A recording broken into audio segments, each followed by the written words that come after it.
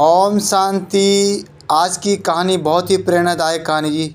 Video को पूरा ज़रूर देखना और लाइक और शेयर ज़रूर करना और कमेंट ज़रूर करना दोस्तों, और कहानी पूरा देखना प्लीज़।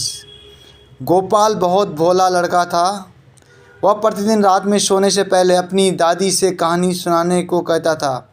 दादी उसे नागलोक, पाताल लोक, गंधर्व लोक और चंद्रलोक और सूर्य लोक आदि की कहानियाँ सुनाया करती थी। एक दिन दादी ने उसे स्वर्ग का वर्णन सुनाया। स्वर्ग का वर्णन इतना सुंदर था कि उससे सुनकर गोपाल स्वर्ग देखने के हठ करने लगा। दादी ने उसे बहुत समझाया कि मनुष्य स्वर्ग नहीं देख सकता, किंतु वह रोने लगा और रोते रोते ही वह सो गया। उसने स्वप्न में दिखाई पड़ा कि एक चमचम चमकते देवी उसके पास खड़े होकर कह रहे हैं, बच्चे, स्वर्ग देखने के लिए मूल्य देना पड़ता है।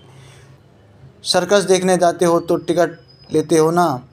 स्वर्ग देखने के लिए भी तुम्हें उसी प्रकार रुपए देने पड़ेंगे। स्वर्ग देखने के लिए भी तुम्हें उसी प्रकार रुपए देने पड़ेंगे। स्वप्न में गोपाल सोचने लगा कि मैं दादी से रुपया मांगूंगा, लेकिन देवता ने कहा, स्वर्ग में तुम्हारे रुपए नहीं चलते, यहाँ तो भलाई और पुण्य कर्मों का रुपये चलता है। देवता ने उसे एक डिबिया देते हुए कहा, जब तुम अच्छा काम करोगे तो इस डिबिया में 1 रुपया आ जाएगा, और जब कोई बुरा काम करोगे तो 1 रुपया उसमें से उड़ जाएगा, और जब यह डिबिया भर जाएगी तब तुम स्वर्ग देख सकोगे। जब गोपाल की नींद टूटी तो उसने अपने सिरहाने सचमुच में वही डिबियाँ रखी देखी। डिबियाँ देखकर वह बड़ा प्रसन्न हुआ। उस दिन उसकी दादी ने उसे 1 आना पैसा दिया। पैसा लेकर वह घर से निकला। एक रोगी भिखारी उससे पैसा मांगने लगा। गोपाल भिखारी को बिना पैसे दिए ही जाना चाहता था। इतने में उसने अपने अध्यापक को सामने से आते देखा। उसके अध्यापक उदार लड़कों की बहुत प्रशंसा किया करते थे। उन्हें देखकर उसने भिखारी को पैसे दे दिया। अध्यापक ने उसकी पीठ ठोकी और प्रशंसा की। घर लौटकर गोपाल ने वह डिबिया खोली, किंतु वह खाली पड़ी थी। इस बात से गोपाल को बहुत दुख हुआ। वो रोते रोते सो गया।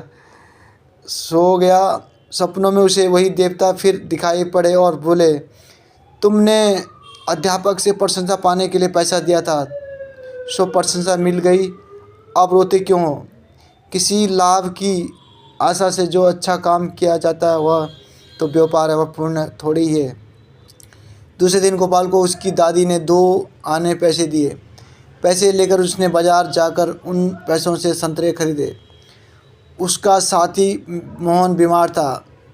बाजार से लौटते समय वह अपने मित्र को देखने उसके घर चला गया। मोहन को देखने उसके घर वैद्य जी भी आए थे। वैद्य जी ने दवा देकर मोहन की माता से कहा, इसे आज संतरे का रस देना। मोहन की माता बहुत गरीब थी। वह रोने लगी और बोली, मैं तो मजदूरी करके पेट भरती हूँ। इस समय बेटे की बीमारी के कारण कई दिनों से काम करने में भी नहीं जा सकी। मेरे पास संतरे खरीदने के लिए एक भी पैसा नहीं है। गोपाल ने अपने दोनों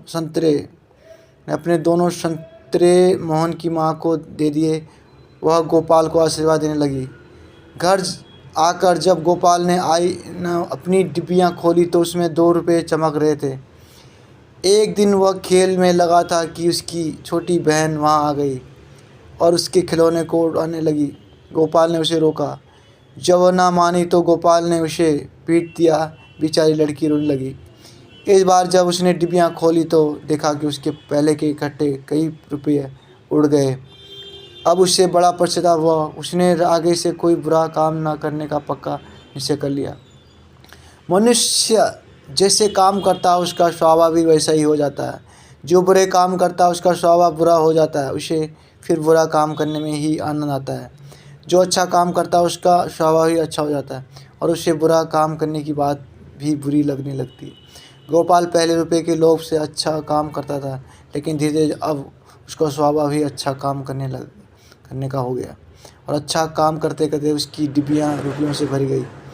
स्वर्ग देखने की आशा से प्रसन्न होता हुआ उस डिबिया को लेकर वह अपने बगीचे में पहुंचा। उसने देखा कि बगीचे में पेड़ के नीचे बैठा हुआ एक बूढ़ा साधु रो रहा है। वह दौड़ता हुआ साधु के पास गया और बोला, बाबा आप क्यों रो रहे हो? साधु बोला, बेटा जैसी डिबिया तुम्हारे हाथ में हैं वैसी डिबिया मेरे पास भी थी। बहुत दिन परिश्रम करके मैंने उसे रुपयों से भरा था। बड़ी आशा थी कि उसके रुपयों से स्वर्ग देखूंगा, किंतु आशा गंगा जी में स्नान करते समय वो डिबिया पानी में गिर गई। गोपाल ने कहा, बाबा आप रो मत, मेरी डिबिया भी भरी हुई है, आप इसे ले लो। साधु बोला, तुमने इसे बड़े परिश्रम से भरा है, देने में तुम्हें दुख नहीं होगा? गोपाल ने कहा, मुझे दुख नहीं होगा बाबा, मैं तो लड़का हूँ, मुझे तो अभी बहुत दिन जीना है, मैं तो इसी कई डिबियाँ रुपया इकट्ठा कर सकता हूँ। आप अब बूढ़े हो गए हैं, आप मेरी डिबियाँ ले लीजिए। साधु बाबा ने डिबियाँ लेकर गोपाल के नेत्रों पर हाथ फेर दिया। हाथ फेरते ही गोपाल के नेत्र बंद हो गए और उसे स्वर्ग दिखाई पड़ने लगा। ऐसा सुंदर स्वर्ग, ऐसा सुंदर दृश्य कि दादी ने तो स्वर्ग का वर्णन किया था, वह वर्णन तो स्वर्ग के एक कोने का भी ठीक वर्णन नहीं था। जब गोपाल ने नेत्र खोले तो साधु के बदले स्वप्न में दिखाई पड़ने वाले वही देवता उसके सामने प्रत्यक्ष खड़े थे। देवता ने कहा, बेटा जो लोग अच्छे काम करते हैं उनका तो घर ही स्वर्ग बन जाता है। तुम इसी प्रकार जीवन में भलाई करते रहोगे तो अंत में यही मार्ग स्वर्ग तक पहुंचा देगा। और तुमने जो स्वर्ग देखा है, वास्तविक स्वर्ग लोक तो उससे कहीं ज़्यादा सुंदर है। देवता इतना कहकर वही अदृश्य हो गए। ओम शांति। सदैव प्रसन्न रहिए, जो प्राप्त वह पर्याप्त है। ओम शांति। ओम शांति। कहानी अच्छी लगी तो लाइक और शेयर जरूर करना और कमेंट जरूर करना।